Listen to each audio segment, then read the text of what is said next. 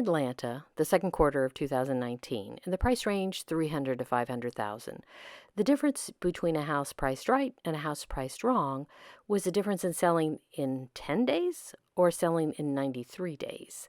I hate cleaning house so much, I hire a service. I can't imagine anyone wanting to keep a house showing ready for an extra 83 days. We had bad news for Dennis and Sandy. If they priced their house to sell, they weren't going to get a price like that of their neighbors' unsold houses were being listed at.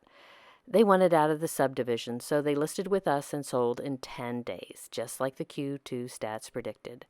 Those neighbors are still waiting. I'm a great referral for your neighbor who told you they're moving to Cleveland. Ask them how long they want to pay 2 mortgages. Then text me their names and phone numbers. They want to sell fast. They need someone who can interpret market data to sell fast and smart. I'm Kelly Vandiver with the Brewer Home Team at Keller Williams, North Atlanta. Send them my way.